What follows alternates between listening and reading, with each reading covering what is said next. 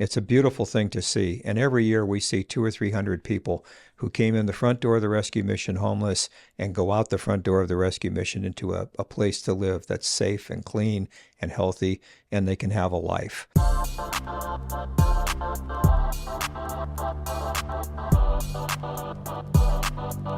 Bill, thank you for coming today. Thank you, Matt. It's great to be with you. I appreciate it. Man, I have heard about you and Boise Rescue Mission from so many people. And I've been really excited that since we got this scheduled to talk to you, because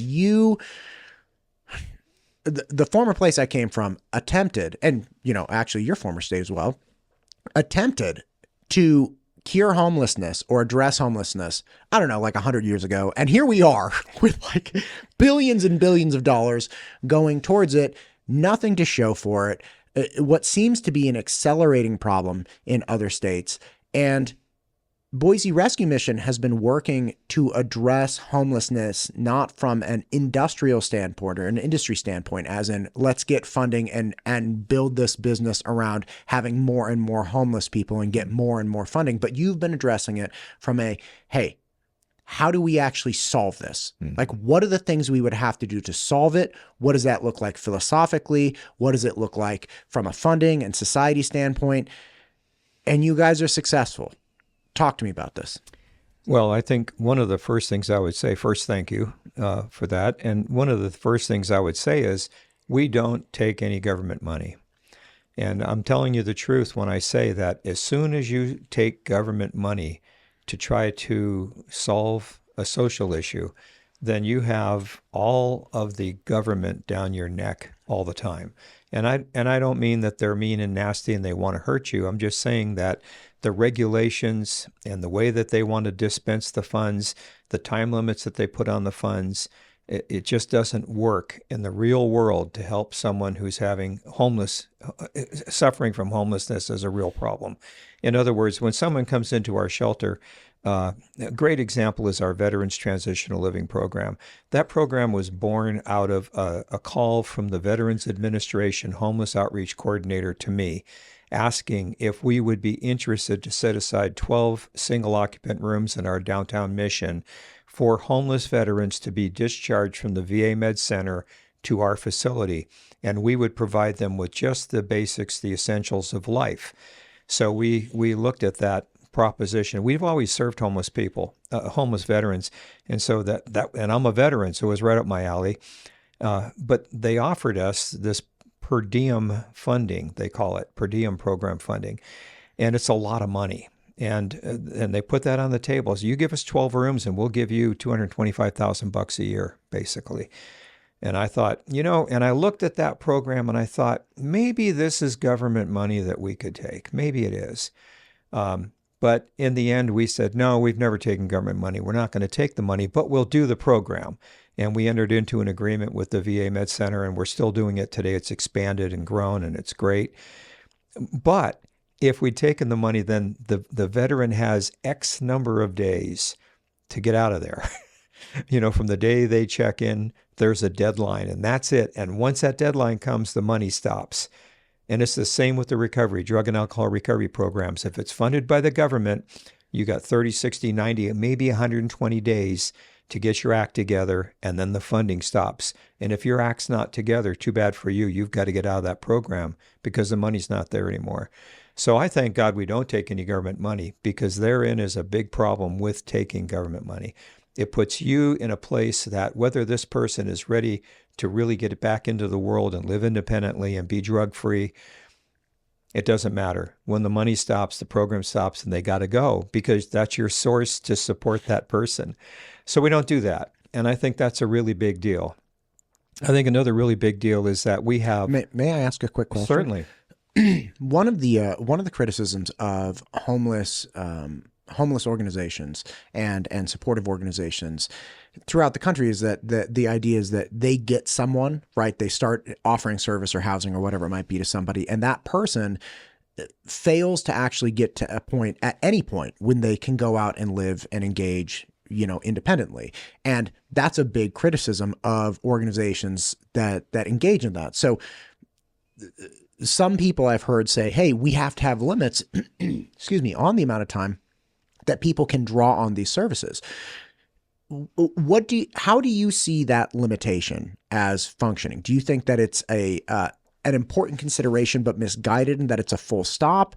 Do you see that, look, your goal is always independent, leaving the system, but the time frame required for that varies? And it's like, look, it might be good for 50% of the people, but the other 50% who we want to get out of our program, they just need more time. Exactly. And if we design our system around this funding, we will not be able to, perhaps they need just one more month, whatever it might be. Like, how does that timing and time limit factor into everything for you? Well, it is important. And so, first of all, we have a couple different levels of services. If you're a homeless person and you walk into the rescue mission this afternoon and you need a place to stay, you're going to have a place to stay tonight. We're going to put you up, and then we're going to meet with you and talk about what's your situation. How did you get homeless, and how can we get you out of homelessness? Because that's always our ultimate goal, is to help people recover from homelessness. And so we hear the story, and then we tell the person, here's what we have to offer, and we think it can help you. And so it might be the job search program. It might be maybe they need their GED. They're unemployable because they don't have a high school diploma. Maybe they need job skills and training. Maybe they need drug and alcohol recovery. Maybe they have an untreated mental illness. Maybe they're victims of domestic violence or sex trafficking, whatever the case may be. We discover what those reasons for the homelessness are. We offer the resources that we have to help them recover from homelessness. And how long that takes is really up to that individual situation. So if you're just walking in tonight, you want a bed, you're not interested in any kind of program, you don't care that you're homeless, you're just going to shuffle along, you can stay for 14 days.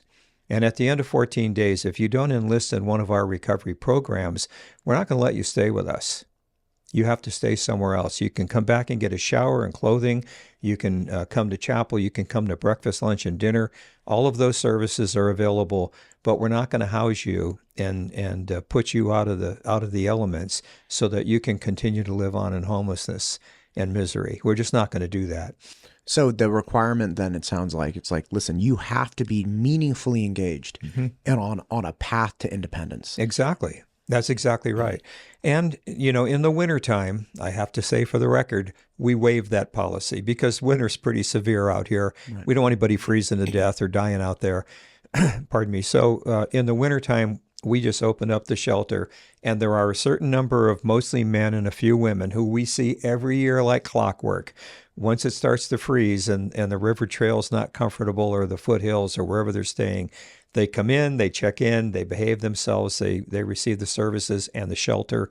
And then as soon as spring gets here and we change the policy back to a 2-week stay, they take off again and they go camp or do whatever they do. So that's one situation. Another one would be if you come in and you tell us that, I'm addicted to any drug, you name it, alcohol to methamphetamine to heroin to fentanyl, and I want to get sober. Okay, we have the New Life Recovery Program. Now that program is going to be presented to you as at least 1 year. Some people can get through it a little faster, but not often. It's at least 1 year, and it has phases, and you have goals and accomplishments in every phase that you need to make. And when you get there, you go to the next phase. And typically people can stay on track, and typically it's 1.5 years.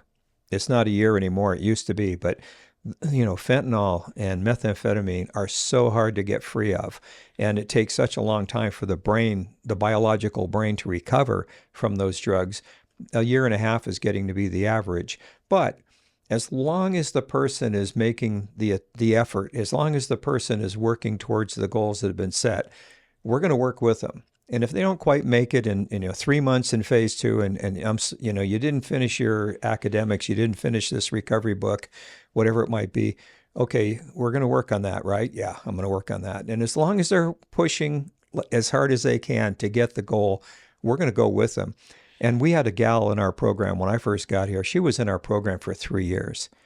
She was, first of all, seriously, persistently mentally ill, okay, and addicted to methamphetamine. And that's not uncommon to have the dual diagnosis.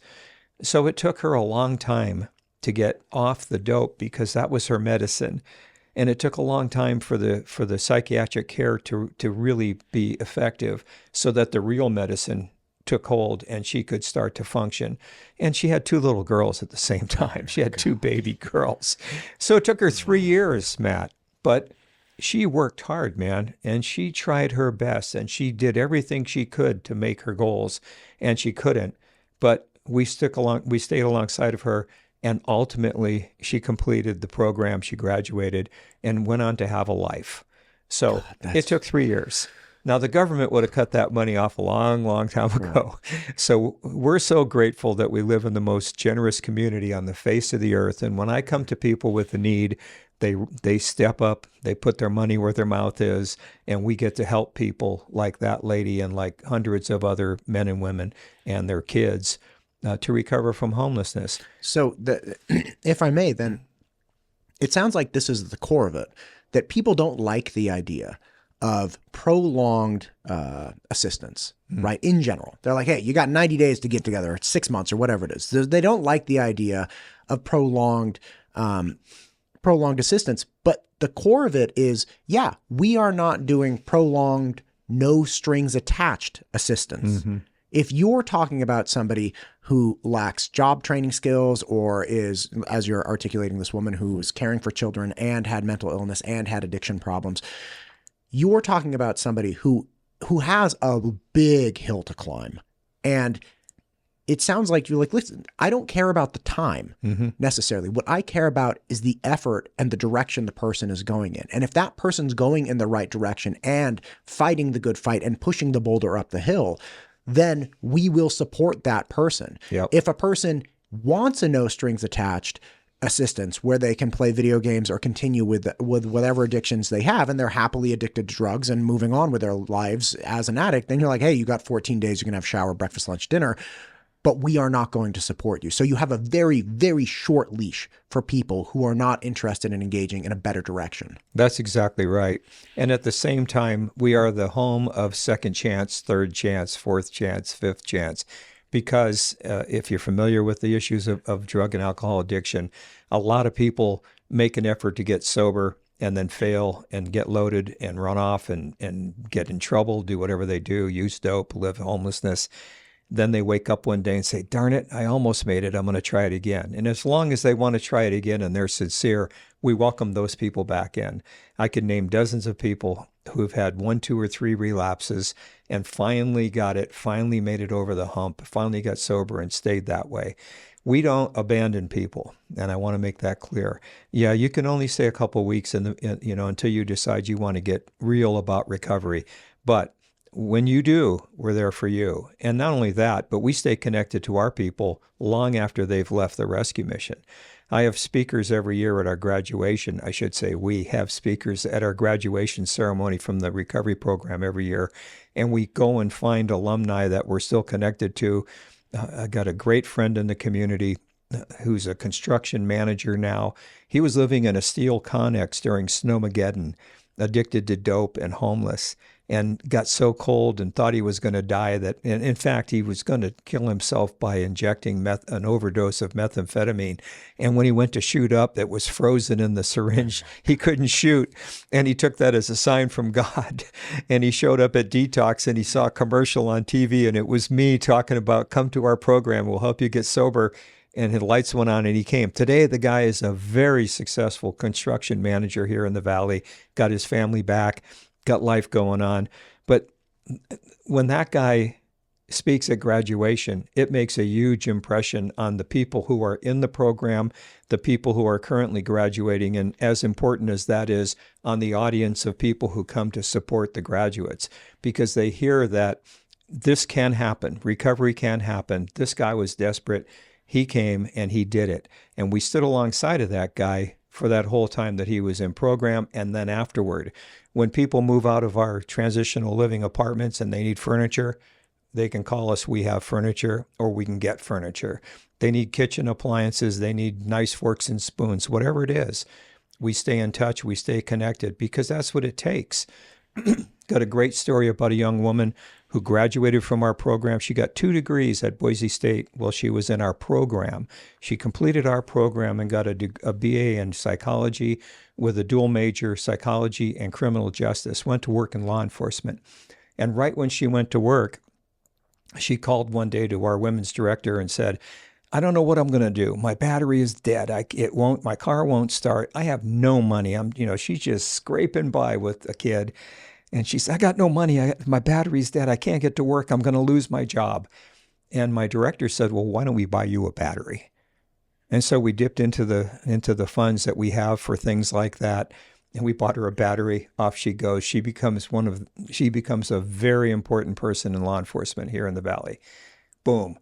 And that's what it takes. There's no need for a time limit. The only time limit is how long is it going to take you? And we're going to encourage you and we're going to walk alongside of you. And as long as you're pulling your weight, we're going to get to the end of this thing and you're going to have a life. Man, there's a lot there.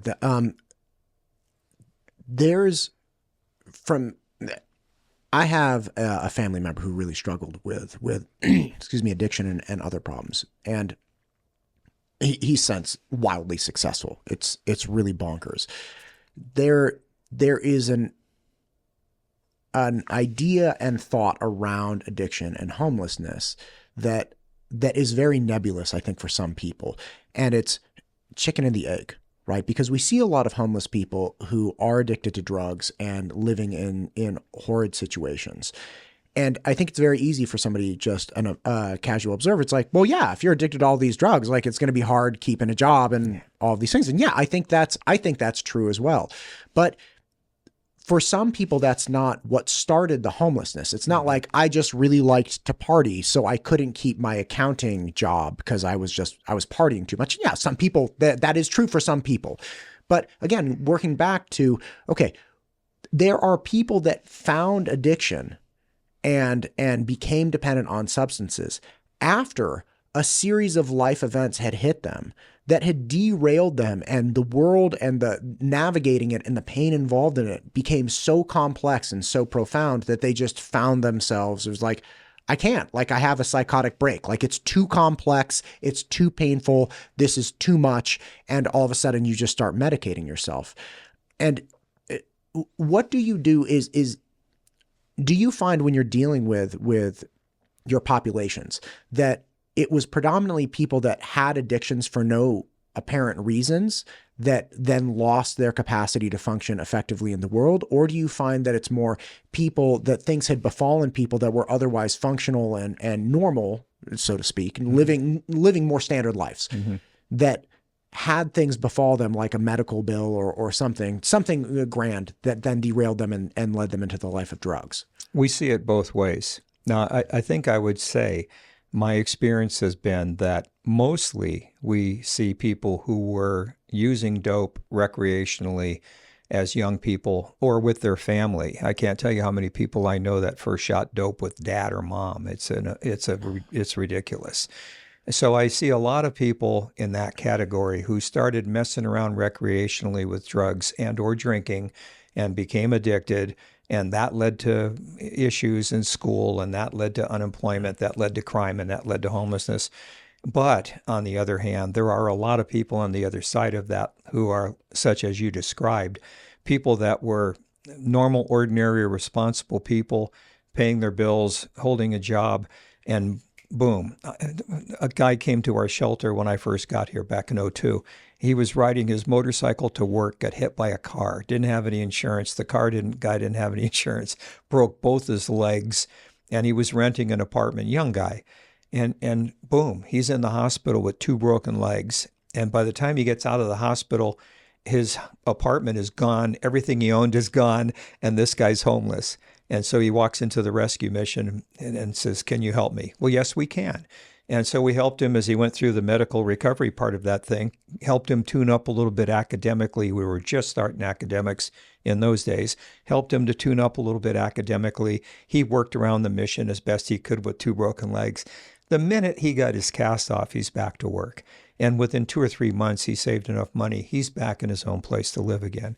There's a lot of people like that. And one of the growing trends in homelessness today is displaced senior citizens. We have 44 people under our roof right now who are over 65, and over half of them are over 70. We had a guy 90 years old in our shelter who was with us for 2 or 3 months, and finally we were able to help him get out. So there's this whole new population of homeless people who mostly were normal, ordinary, responsible people, but they didn't make enough money in their work life to have a good Social Security income. I think the average income of our seniors from Social Security is about $600 a month. And you're not going to live anywhere independently in this community at $600 a month. You better have family support or a couple of roommates, to be able to rent and buy food and take care of yourself. And so here we are facing this, and it's all across the country. It's not just here in the Valley. It's everywhere. Senior citizens being displaced because they're being priced out of their home because of an illness and puts them in the hospital and they lose everything. They're just in a real tough situation. And those people now are coming to the rescue mission. And our problem is some of them have dementia. Some of them have physical disabilities. And so it's really hard to help them. Where are you going to put this person when they leave the rescue mission? Because we want people to recover from homelessness and leave our shelter. Where are they going to go? And the problem we have is there's a gap. If you're severely disabled, you can get Medicare or something like that and get into a facility and Medicare will pay the cost. But if you're not, if you're just displaced because of an eviction or because you couldn't afford the rent anymore, because the house burned down and there was nowhere to go and no family support, those people have a really, really hard time finding a place to go because Medicare doesn't support that. And if you're getting $600 or $700 a month Social Security, you can't rent in this community. The older person issues are numerous, and they seem to be. It seems to be that they're only going to be exacerbated as we have an aging population. Obviously, especially here. I mean, a lot of people move here to retire because they enjoy it for a number of reasons, right?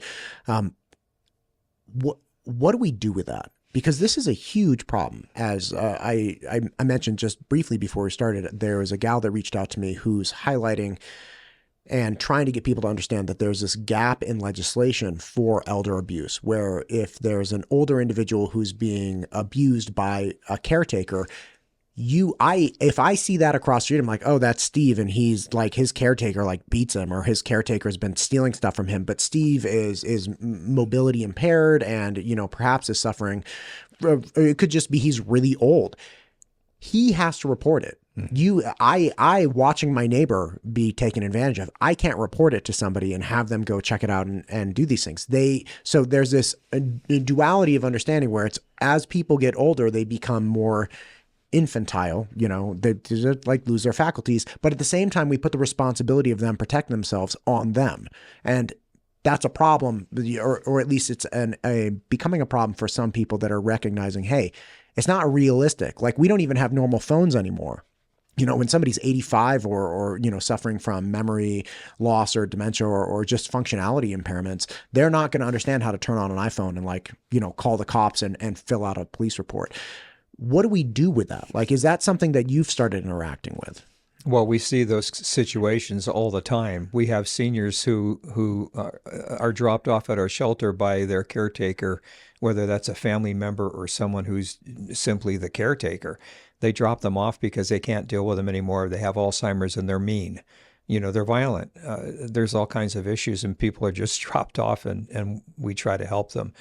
But the issue is not the issue. I didn't know, frankly, I didn't know there was that gap. I thought there's an agency that we've interacted with called Senior Protective Services, and I've never interacted with them personally, but my staff does, and I'm going to follow up with my staff to find out what they know about this. Yeah, and again, I spoke to this woman for about a half an hour on the phone. She was relaying information, and she did bring up that organization. There's But the bottom line is it came down to a gap where there has to be Yeah. this express participation by the senior who could either be too impaired to engage in it, or could also be worried about reprisals from the caretaker, right? So, and she was like, this is the real problem. And if you are observing this, if it's a family member of yours or just somebody that you're concerned about, you don't have a place here anymore. Like there's a problem. So I'm gonna be hearing about it more. But yeah, I mean, it seems like a real issue. Well, and the issue of displaced seniors who don't have enough money anymore to live in this community is another one. And we talked about this yesterday. I had a board meeting yesterday and I brought it up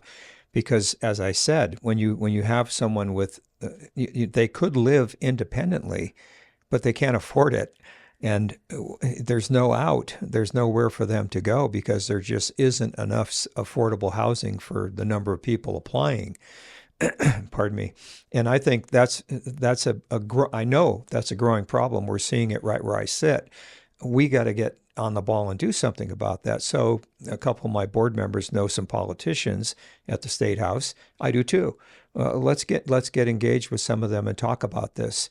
And let's see if there isn't some way to get the state to pony up some money for more rent support for seniors, just for seniors. And you talked about the misguided compassion that we see around homelessness all over the place.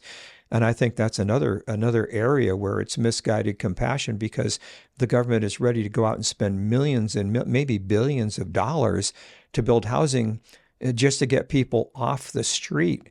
Whether they're going to stay sober or not doesn't matter. Whether they want to participate in any kind of recovery effort doesn't matter. Here's your key. Here's your keys. Here's your apartment. Get in there and be off the street. And that, okay, that sounds really humane and that sounds kind and all the rest. But meanwhile, I've got 44 seniors in my house right now who really ought to have a place to live, who mostly could be living independently, and there's no support for them.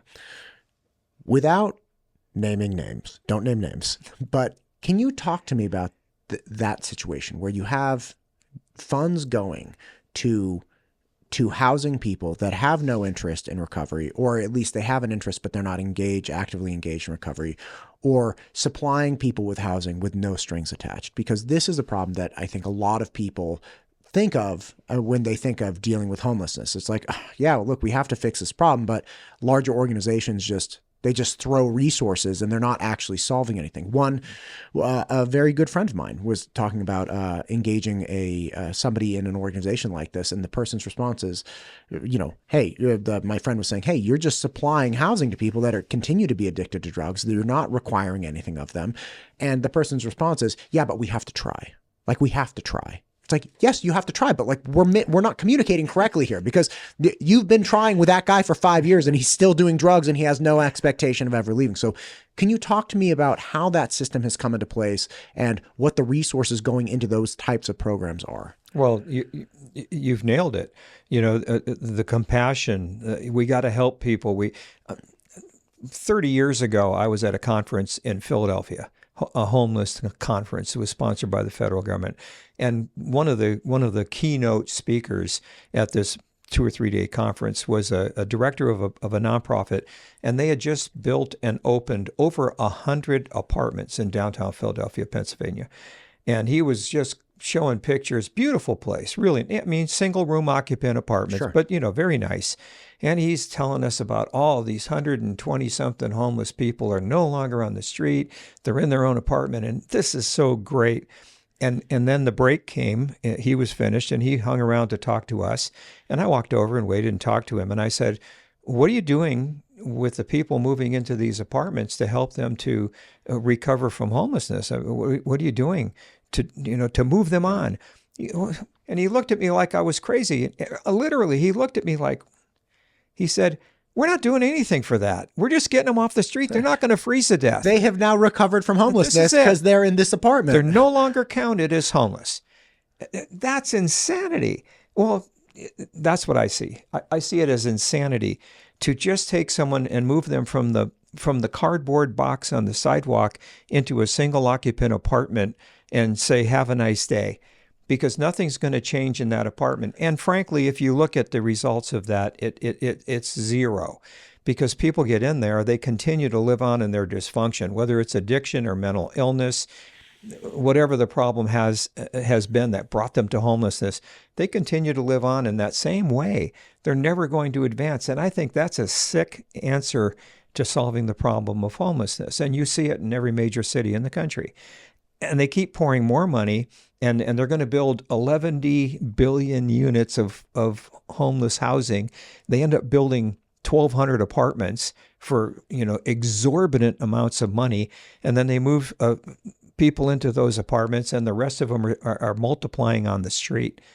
The populations are growing in these cities where they have legalized marijuana, where they have homeless people get a debit card that they can check every month and get free money. We have a situation right here that's interesting to me, and it is a hotel in the city of Boise that was funded by the city using COVID money in the first place, and then HUD money, and I don't know where all the money comes from, but sure. They put some people in a hotel in Boise. This was 4 years ago, and it was going to be temporary emergency shelter. Well, 4 years later, it's finally going to close down. I was in a city council meeting not long ago, and they put the brakes on. They said, we're going to stop doing this. And it was the same kind of program. You get to go to your hotel room, you get a free meals every day.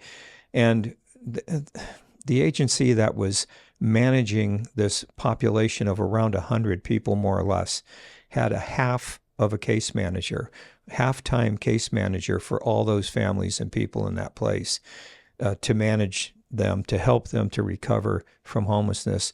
And very few did, and very few will, because there isn't a requirement. The government builds supportive housing or homeless shelter, not homeless shelter, but transitional living facilities for homeless people. They move them in. And it's always this beautiful story about we're going to have mental health care, we're going to have drug and alcohol recovery, we're going to have life skills, we're going to have children's programs. But the fact is, every person living in the building is not obligated to participate in any of that. That's the way it is. You can't mandate them. You can't order them. You're going to get your GED. You're going to go to a recovery program and get off of dope or booze. You're going to help. You're going to get help with your raising your children, life skills. They can't make them do anything. They're citizens and they have rights, and it's government money. And don't even talk about Jesus, God, religion, or anything like that, or you're going to get the money yanked. It doesn't work. They're just going to live on in the same way that they've lived. They might not be on the street in a box. They're just going to be in a small apartment with a key. Now, mind you, you don't force them to get their GED or improve their lives either. No. Right? You're not advocating for, hey, I'm going to force you to do these things.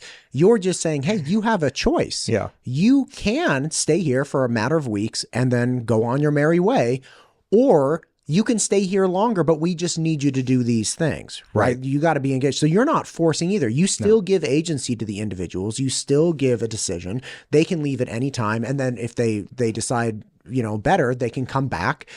So you're not forcing a better life on people either. You're giving an option for a better life. Exactly. And let me I mentioned God a minute ago.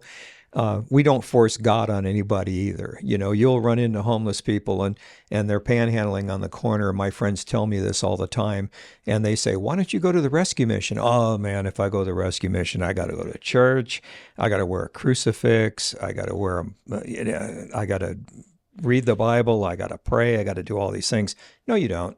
And that is absolutely not true. I've been here 23 years. We have never ordered anyone to go to chapel or go to church or wear a crucifix or any of that. What we do is we offer chapel every single night in all of our facilities. We invite you to come. We think it would be good if you did, but it's totally up to you. And there's no pressure. And you don't lose any privileges or any services if you choose not to participate in the religious programs. That's how we do it. Just like you said, we don't force anyone to do anything. The only locks on our doors are from the outside. You can walk out anytime you want and be free and clear of us. And that doesn't matter what program you're participating in or if you're just simply a guest over in the dorm looking for shelter. No one's locked in. No one's forced to do anything. Now, we do have some basic code of conduct things that you better comply with if you want to stay with us. Don't smoke in the building. Don't bring in weapons. Don't bring in pornography. Don't threaten or assault anyone in the That's a building. good one. That's a good one. Yeah. It's very simple. We are as low barrier of a shelter as we can be. We want people to come. We're trying to help the people in the hotel in Boise right now to make the transition from there to our place. We'd love to have all of them come and stay with us because we know evidence is clear that if they come and stay with us and they make an effort, they're going to have a better life. They're going to recover from homelessness. Almost everyone can do that. You just have to give them the opportunity and give them the tools, the support, the encouragement, and they can recover from homelessness. I've seen guys 70-something years old come into our shelter, been homeless for 25, 30 years, and addicted typically, and find sobriety and actually move on and have a life for the balance of the years that they're on the earth. It can happen. It happens all the time. You just have to take advantage of the opportunity. When I was, I think 7, I was a little kid. I remember my dad, I was living in Concord. I remember my dad was like, "Hey, you're coming with me." Okay, whatever, Dad. Okay. 7, wherever we're going. And he takes me to BART, which is the Bay Area Rapid Transit. And it was really fun. I remember this because we got a hot dog out front and it was like this big Polish dog. It was really spicy. I remember it to this day. Oh, it was really delicious. It was really hot too. The guy like gave it to us. And then our train got there and you couldn't eat on the train. So he's like we were wolfing this down. I remember like burning my mouth on this because I was like trying to take these big bites. He was sharing it with me. Then we had to like huck part of it. I was like, oh. Obviously, it marked me. Here I am. Yeah, right. It was 7. And we jump on BART and we go into the city. And he takes me, I remember this like it was yesterday, apparently. He takes me to this little jewelry shop and he gets my mom a bracelet. We didn't have a lot of money, but he gets her this beautiful little gold bracelet. And I can't remember if it was for her birthday or for a holiday or something. But we have to go from BART to this little jewelry shop that he knew. He went to UCSF med school, so he, I guess, knew the area. And then we get back on BART and go home. I remember walking through the city in that time. And this was the late 80s. And it was not like, yeah, I remember seeing like a homeless person or two, but there was not the anxiety or the risk or anything. I very embarrassingly, sometime later, about 12 years later, when I was a sophomore in college, I was going to school in Berkeley and I got a seasonal job at Abercrombie and Fitch in the city. And I would BART into the city, like Barcadero, walk down, and I'd put on the dumb clothes and like walk around and listen to the horrible Mariah Carey music that's just scarred into my brain. And just in that time frame, I was 19 at the time, just in that 12-year time frame, all of a sudden when I would go into the city as a 19-year-old, just going to get some dumb retail job, I was like, whoa, this is kind of different, right? Like, and I was anxious, and here I was a big 19-year-old kid. Even I was like, what's going on here? And it has only gotten worse, right? What you've been in the rescue mission and trying to help people for decades in here and in other places. What has happened? What were the policies that were put in place? What drove this mass explosion of homelessness in areas like Philadelphia or San Francisco? And obviously you probably don't follow every policy of every major metropolitan area, but it seems that listen, we've always had people that have been down. We've always had people that have dealt with addiction and struggled with addiction since, I'm sure alcohol has existed, which is forever. But the way it's becoming an acceptable cultural alternative, it seems to be changing. You've been in it for a long time. What has happened that has led to that? I think one of the primary problems that has resulted in a lot of homelessness is the disintegration of the family. It used to be the family stuck together, the family encouraged one another, mom and dad and Susie and Billy and Spot and Puff, back from my days in elementary school 100 years ago. You supported and encouraged one another. And you grew up in a stable, relatively safe and sane environment. You went to school. Maybe you didn't finish high school. When I was a young man, a lot of people didn't finish high school. and usually went into the service or went into construction, went into auto mechanics. They found a trade. They had a way to make a living and support themselves. Well, we don't have a lot of that today. You know, if you come and look, 44% of the people staying in our shelters right now are women and children.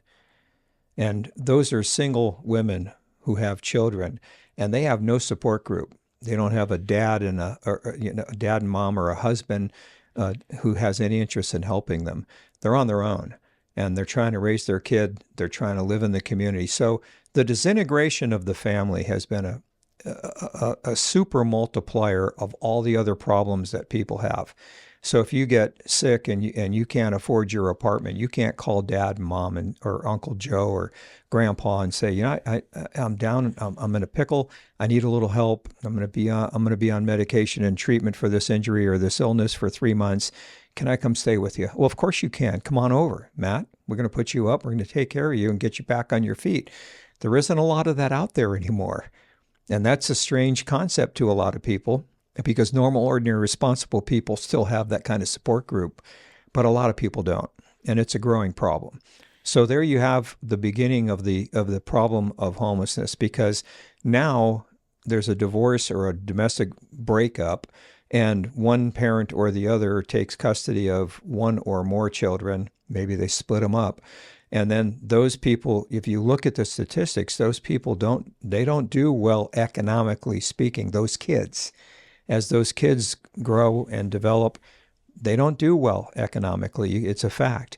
And with that, then what happens? They find themselves drifting into culture of other people who aren't doing well. Right. And once they drift into that culture, some of the people who aren't doing well in that group are going to smoke a little grass. Okay, you know, grass is legal a lot. Why isn't it legal here? I don't know. We can smoke a little grass. It's okay. And I'm telling you the truth. Marijuana is a gateway drug. I don't care what anybody tries to tell me or you or anybody else. Marijuana is a gateway drug. If you interviewed every single person in our recovery program at the Rescue Mission today, I would guarantee you 99.9% of them first smoked cigarettes, but then smoked marijuana. And from marijuana, they went on to other drugs and or alcohol. It's just a fact. And again, it's like the mantra out there is, oh, marijuana's fine. No, it's better than alcohol. Let's legalize marijuana. No, don't do it. It affects your brain now, and now, you know, we're 50 years into the marijuana culture. You look at the results of what's happening to people biologically to their brain. It's bad, you know, memory loss and low ambition and all those kinds of things. So you've got the breakup of the family. You've got the kids drifting off into places they probably shouldn't go, catching up with people, partnering up with people that are doing things they ought not to be doing. And then at the same time, as they're in this process, they're hearing voices telling them, oh, it's okay, it's okay, it's okay. And they're hearing the government's going to take care of you. Don't worry about it. I have a grandson who told me about 6 months ago, Boise State student, nice kid. He told nice kid. I mean, he's not perfect. You can't pick your family, right? He tells me this. He said, you know, Pepe, I don't understand why the government doesn't just give me a couple $1,000s a month every month so I can just live. I said, grandson, because you're supposed to have a job and work and earn your money. This is not normal. This isn't healthy. This isn't good. No one should be giving you anything. You should be working for and earning what you get. And we had a brief conversation because he's my grandson. You know, I'm sorry. Talk to his parents someday. But anyway, he's not studying sociology, is he? No, no. He's going to make video games or something. I don't know I don't understand technology. Anyways, I'm sorry for all the sociology majors out there. I get hot blood. It's like, and I'm sure there's some of them out there that do a really great job with whatever sociologists do. Yeah, like, and again, like, great. It's just, I know so many people who got degrees in sociology. Like, I don't even know what I studied. I just need the degree so I could go into the sales job. It's like, what? Like, why? I think, like, anyway, whatever. That's a conversation. That's a digress. So, yeah, right. So back to the point. You know, the point is that our whole culture has shifted and changed. Families are no longer the nuclear family. You know, it's almost a bad word. You know, all of the things that have happened with that, so that now today, they don't have enough homes for foster children in any state, and including Idaho. Why? Because kids are just being cast off and thrown out and abandoned, and there's nowhere for them to go, and there aren't enough foster homes. We serve some foster kids too at the mission. And the government gives you a debit card, so you do get some money every month. It's not enough to live on, but it's enough to buy a few groceries or buy some fast food, get another bag of weed if you're in Oregon, live on camping out on the river trail or in your tent or whatever you want to do. We have multi-generations now of homeless people. Grandma and grandpa were home. I've had grandmas and grandpas with their kids and their grandkids staying at our shelter all at the same time. And that's not uncommon. And the generations of homelessness and the generations of people addicted to dope is a growing population. And it's a big problem because it's really, really hard when you've got a third generation drug addict and homeless person and trying to help that person to find any way out of that lifestyle and into a normal, ordinary, responsible life. It's really, really hard because all they've known from birth is going down and getting the food box at the Rescue Mission or Idaho Food Bank or somewhere, getting the check for the rent on the apartment, all the things that the government is doing to subsidize people and maintain that dysfunction. It's really hard to move people out of that when they're 2-3 generations down the road from it. But it happens. Again, it happens every single day all across the country with agencies like ours that are helping people to take responsibility for themselves. And in our case, find a little hope in God, reaching out for that higher power, the power greater than yourself, as AA likes to say, and making a connection, having some hope, thinking things could get better. Because as soon as you think things can get better and you start working toward that, they do get better.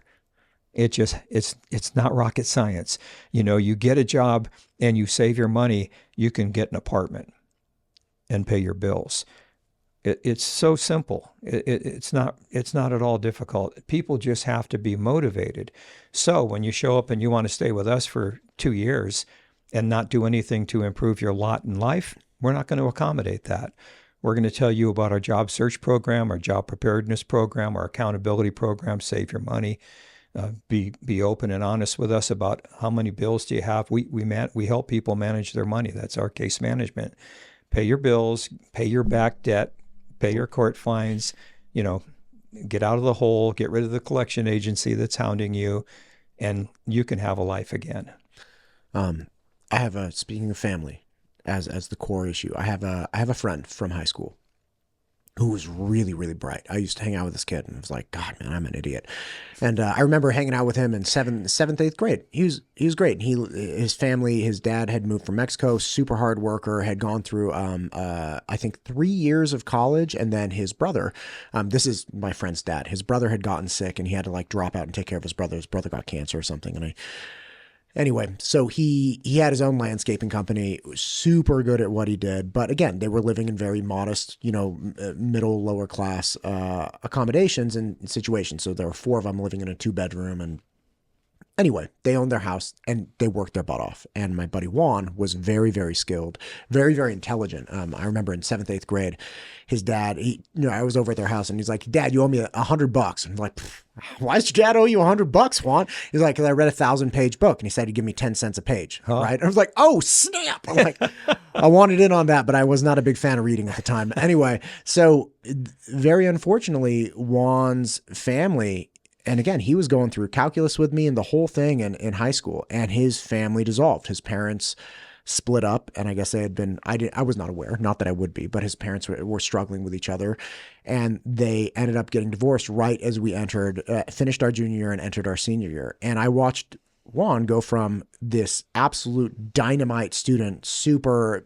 very good soccer player, very, very skilled academically, down to nothing. I don't even know if he graduated, which was crazy. And, we weren't hanging out by that point. I went on to go to college and he stayed. He did get his life together. But towards the end of college, I was like, God, I wonder what Juan's doing. So it was literally 4 or 5 years later. So I drive over to Concord to go see if You know, his family was still in the house. And I pull up, and you could not mistake Juan's house at all, because they had every manner of cactus and plant you could ever imagine in their front yard, because Dad was in landscaping. So when he went somewhere to do work, he's like, hey, what do you want to do? Like, we're going to take out all these cacti. Like, what do you want to do with them? He's like, oh, you can just throw them away. He's like, and grab them. So he had these incredible, like, variety of plants. I'm like, well, he's still here, right? So I knock on the door. His dad was still living there. The entire house was stripped of furniture. There was nothing there. I think he had like a mattress, and he had fallen on hard times, and he was really struggling keeping himself together. But what I come to find out later is that Juan was helping subsidize his dad and his housing, because if Juan didn't, his dad absolutely would have lost his house, and that would have been it. And he certainly would have been homeless. And after that, I also found out that his dad got it back together, you know, collected himself and found regular employment instead of being, you know, an outside independent contractor. He got hired on by somebody to, you know, do things consistently. And they made it, and Juan crushed, by the way. Like, he absolutely destroyed. He obviously went through a hard time in his late teens, but then absolutely got it together and it became a monster. Like, was making dump trucks of money and tech and all this stuff. Like, so Juan made it. But it was the connection that their family had that prevented the individual parts, including parents and kids, from falling into despair and homelessness. And what you're saying about having a connection to your family both ways, you know, bottom up and top down, that just seems so important, right? And letting go of those ties and those connections with people. I mean, that's a perfect example. I absolutely believe they all would have fallen into despair and terrible situations had they not come together, even in a divorce situation. Yeah. Well, people need encouragement and inspiration. That's what we know. If you encourage and inspire someone, you're gonna make you have a good chance of making a positive change in that person's life, helping them to make a positive change. And we're big on that. You know, we do that all the time. And of course, our faith means everything to us, and we're not ashamed of the gospel. We present the gospel. We talk about our own faith, and we talk about our own commitment to God. And that can really inspire and help people to take the next step in front of them and to keep taking that next step in front of them, because that's what it takes. You have to pick up your foot, and you have to take that step, and then the next and the next. And we see huge success with our programs. Our recovery programs are really legitimate programs. We use curriculum that is completely secular, and we use curriculum that's completely biblical. But together, that's the perfect ingredient, as I see it, to help people to understand the power of God in our lives, if we will access that power of God, and then how the power of God helps you to keep taking those next steps to get out of the rut that you've been in. It's a beautiful thing to see. And every year we see 200 or 300 people who came in the front door of the rescue mission homeless and go out the front door of the rescue mission into a place to live that's safe and clean and healthy, and they can have a life. Not many people go out of the front door and go buy a house. You know, it takes a long time to save the money and make the down and all of that, but they can move out and have an apartment. They can have their own vehicle. They can have an apartment, transportation, insurance on the transportation, and a legitimate driver's license all at the same time. And for a lot of our people, that is a huge accomplishment, but they can do it, and they do it. And then once they get there, the sky's the limit. Work hard, save your money, pay your bills, say your prayers and take your vitamins, as Hulk Hogan would say, and off you go, right? I love that you were coming to the end here. You reference Hulk Hogan. God bless you, sir.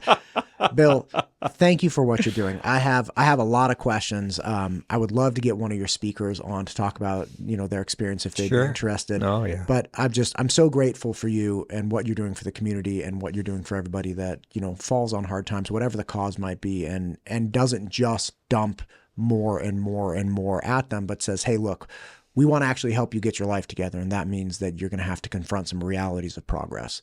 And I just think that's wonderful. Thank you. Thank you very much, Matt. I'd love to join you again. I have several people I know will come on with you and talk about their experience recovering from homelessness with a little help from the rescue mission and a lot of self-determination. Fantastic. I look forward to it. Thanks, Bill.